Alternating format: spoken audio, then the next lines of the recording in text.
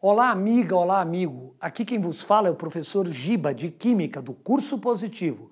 Eu e o meu personagem, o Anta, mas não o Anta no sentido pejorativo, o Anta indo em busca do conhecimento, porque todos nós temos deficiências em alguns setores e devemos dissipar, ou pelo menos acabar com essas deficiências, indo atrás do estudo e perguntando para as pessoas. Vamos aqui encarar um pouquinho o Enem de frente. Eu vou fazer uma revisão visando o Exame Nacional do Ensino Médio e pegando algumas questões super interessantes. Então acompanhem comigo, eu vou começar falando do cálculo estequiométrico. Vamos ver, pessoal? Acompanhem comigo na tela, vamos lá. Enem, uma questãozinha do Enem. Atualmente, sistemas de purificação de emissões poluidoras estão sendo exigidos por lei em um número cada vez maior de países. O controle das emissões de dióxido de enxofre gasoso provenientes da queima de carvão que contém enxofre pode ser feito pela reação desse gás com uma suspensão de hidróxido de cálcio em água, sendo formado um produto não poluidor do ar. É muito importante, pessoal, você observar que ele falou do carvão, falou que tem enxofre na queima do carvão. Ora, então você já vai se ligando. Na leitura já vai grifando. Eu coloquei colorido, só que na prova não vai estar colorido. Então você é obrigado a ter essa percepção de, com rapidez, já vai grifando os dados importantes. Beleza? Vamos dar sequência à tela. Observe. A queima de enxofre e a reação de dióxido de enxofre com hidróxido de cálcio, bem como as massas de algumas substâncias envolvidas nessas reações, podem ser assim representadas. Ora, ele colocou que o enxofre, 32 gramas, oxigênio, 32 gramas, observe que a soma aqui deu 64, dando dióxido de enxofre 64. Venha comigo, você já deve ter ouvido falar no colégio da lei de Lavoisier, Antoine Laurent Lavoisier, que foi guilhotinado na Revolução Francesa. Ele era nobre e era um gênio, até hoje considerado o pai da química. O Lavoisier fez a lei da conservação das massas.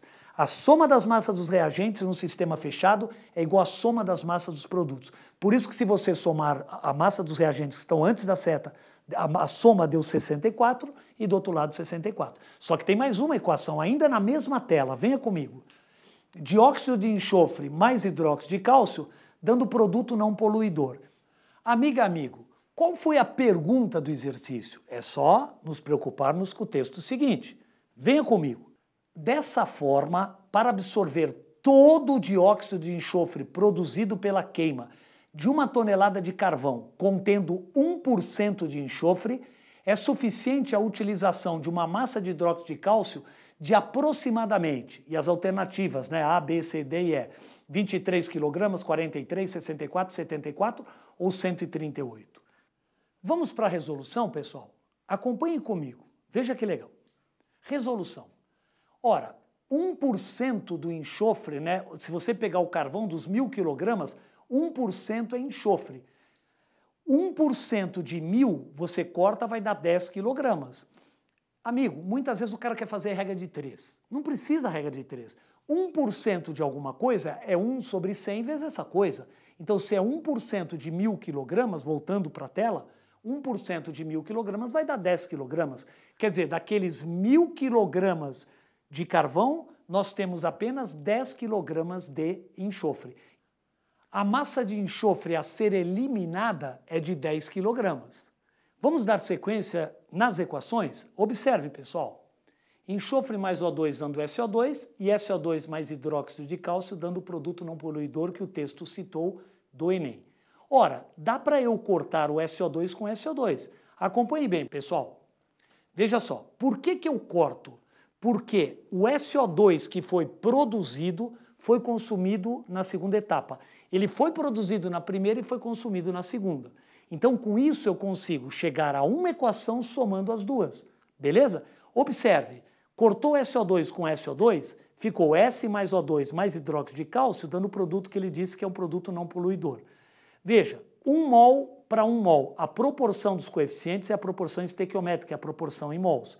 1 mol de enxofre corresponde a 32 gramas.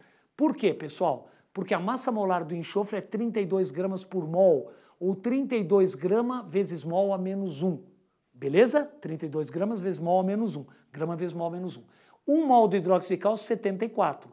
Ora, se aqui tem 10 quilogramas que vão ser queimados, qual a massa que eu preciso, qual é a massa que eu preciso de hidróxido de cálcio para neutralizar? Fazendo uma regra de 3, vamos ver aí, a continha vai nos levar a 23 quilogramas aproximadamente. Indo para a tela das respostas, dessa forma, todo o dióxido de enxofre produzido pela queima de 1 tonelada de carvão contendo 1% de enxofre, que foi a pergunta, é suficiente a utilização de uma massa de hidróxido de cálcio de aproximadamente 23 quilogramas.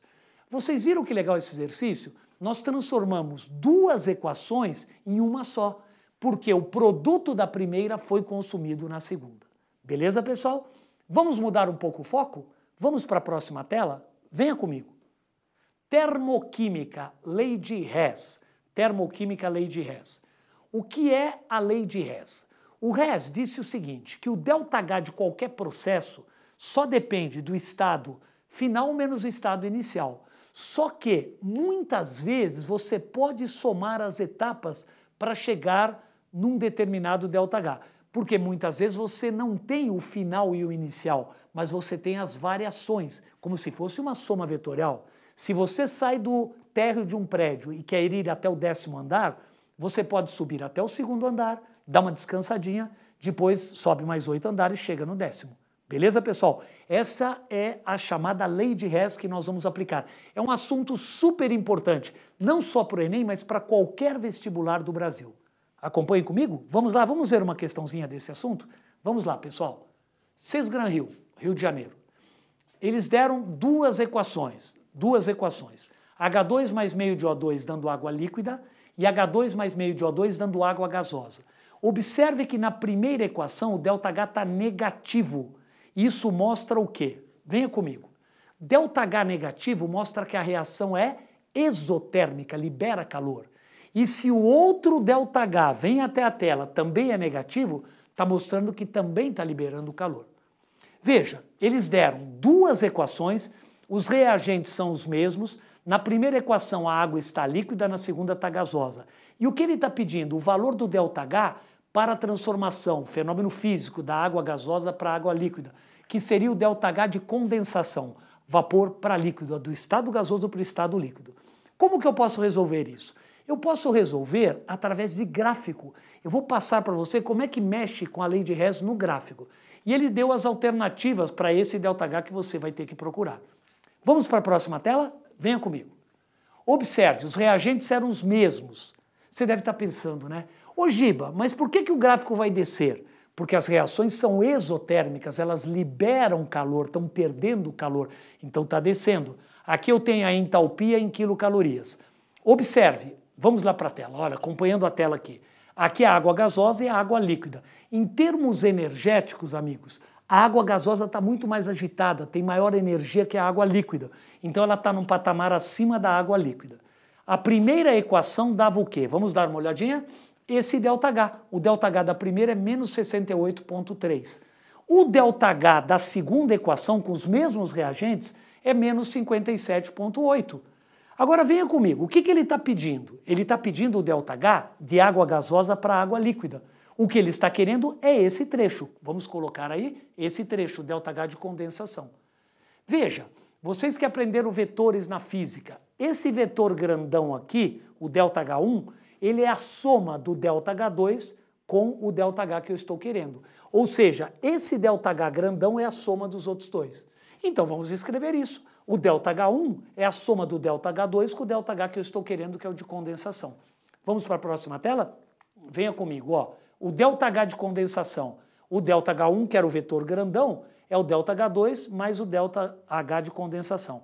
Menos 68,3 é igual a menos 57,8 mais o ΔH que eu estou querendo. Facilmente você percebe que a resposta é menos 10,5 quilocalorias. Beleza, pessoal? Acompanhando agora as respostas, isso nos leva à alternativa C. Vocês perceberam a importância da lei de Hess nos vestibulares e na prova do Enem? Beleza, pessoal? Vamos para um outro tópico agora. Se liga, fique esperto para ter muito sucesso no Enem. Venha comigo. Um exercício da Universidade Positivo Paraná, UP. Vamos lá, pessoal. O benzeno pode ser obtido pela trimerização do acetileno, C2H2, Benzeno é C6H6.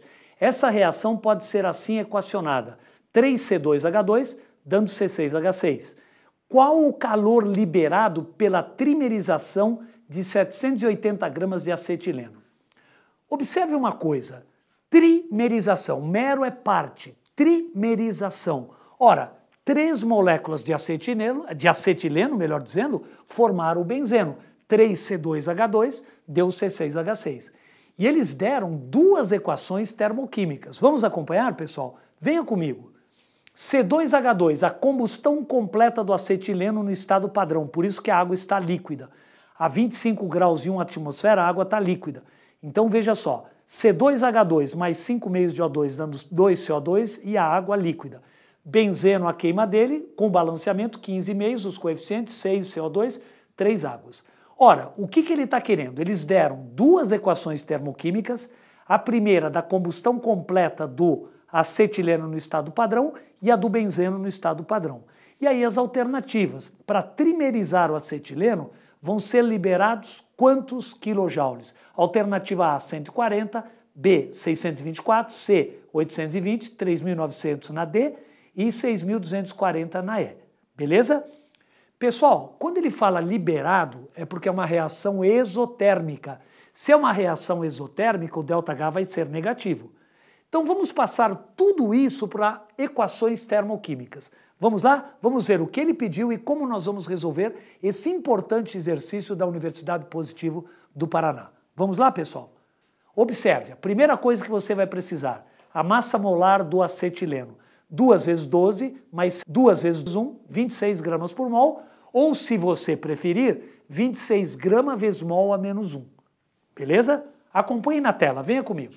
A primeira equação, ΔH está negativo, a segunda equação, ΔH também está negativo. Eu coloquei as duas equações e eu já tenho a massa molar do acetileno. Porém, o que ele está pedindo? Observe a tela. O que ele está pedindo? Vamos lá.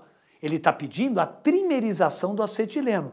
Ele quer que você ajeite essas duas equações para chegar na equação pedida. Lembra que eu comentei que o Hess, ele falou o quê? Que para eu chegar a um ΔH de um processo, eu só dependo do estado final e inicial, mas muitas vezes eu posso somar as etapas que eu chego no mesmo resultado. Ora, o que eu devo fazer? Olhando para essa equação, o acetileno ele está à esquerda. Veja que na primeira equação eu tenho acetileno. Acontece que eu só tenho um acetileno e aqui tem 3. Então o que eu devo fazer? Multiplicar a primeira equação por 3. Você vai falar, mas Giba, por que você está multiplicando por 3? Porque eu preciso de 3 acetilenos, é a trimerização do acetileno. Ora, quando eu multiplico por 3, acompanhe na tela, eu vou ter que multiplicar também o ΔH por 3. Beleza, pessoal? Agora, a segunda equação, na que eu quero, o benzeno tem que aparecer à direita, só que ele está à esquerda. O que eu devo fazer? Eu vou inverter a segunda equação. Ao invertê-la, o ΔH vai trocar o sinal. Veja, se uma reação é exotérmica, está liberando calor. Quando você inverte, ela passa a ser endotérmica, melhor dizendo, passa a absorver. O contrário da exo é a endo. Então o ΔH vai passar a ser positivo. Tudo isso que eu falei, vamos resumir na tela. Venha comigo. Observe. O que eu fiz? Eu multipliquei a primeira equação por 3, mudou o valor. Inverti a equação 2 para que o benzeno aparecesse aqui e somei. O que dá para cortar? 6CO2 com 6CO2, 3 águas com 3 águas, 15 meios com 15 meios. Somando, olha o que ficou, 3C2H2 dando C6H6. Ora, o que disse o Hess? Que o ΔH é a soma das etapas, como se fosse uma soma vetorial. Se a soma das etapas, se você somar menos 3.900 com mais 3.276, vai dar menos 624 quilojoules. Beleza, pessoal? Ainda não acabou. Vamos para a equação. Próxima tela. Aqui, 3 mols de acetileno, 3 vezes 26. Você vai falar, ô Giba, mas por que 3 vezes 26? Porque a massa molar do acetileno é 26 gramas por mol. Cada mol tem 26 gramas. O que eu faço? Eu retiro a palavra mol e acrescento 26 gramas. Veja, 3 vezes 26 dá 78 gramas. 78 gramas liberam 624. Aí você me pergunta, mas ô Giba, mas você não falou que o ΔH era negativo? Sim, mas eu usei a palavra libera. Se eu falo que libera, é porque não há necessidade de colocar mais o sinal menos. Quando o Palmeiras libera um jogador para a seleção brasileira, o querido Palmeiras, minha equipe de coração mesmo, libera um jogador para a seleção brasileira, você diz assim: o Palmeiras liberou um jogador para a seleção ou liberou menos um jogador para a seleção? Liberou um. A palavra libera já diz que o time está perdendo naquele momento o jogador para a seleção. Então, voltando à tela, veja, 78 gramas liberam 624. Ora, 780 gramas, que foi a pergunta, daqui para cá multiplicou por 10, daqui para cá multiplico por 10. 780 gramas vão liberar 6.240 quilojoules. Beleza, pessoal? A alternativa correta é a E. São liberados 6.240 quilojoules. Tranquilo? Vamos analisar agora uma outra questão super importante que permeia a parte de medicamentos, de antioxidante. O que seria tudo isso? Vamos ver? Venha comigo. Unicamp. Uma mãe levou seu filho ao médico que diagnosticou uma anemia. Para tratar o problema, foram indicados comprimidos compostos por um sulfato de ferro e vitamina C. O farmacêutico que aviou a receita informou à mãe que a associação das duas substâncias era muito importante, pois a vitamina C evita a conversão do íon ferro a um estado de oxidação mais alto, uma vez que o íon ferro só é absorvido no intestino em seu estado de oxidação mais baixo. E antes de falar das perguntas, venha comigo. O ferro, você que já estudou um pouquinho de fórmulas de sais, sulfato veio do H2SO4, ele é o SO4 2-, o ânion sulfato. Porém, o ferro pode ser ferro 2+, ou ferro 3+. Veja no texto, hein? Voltando ao texto aqui, acompanhe comigo.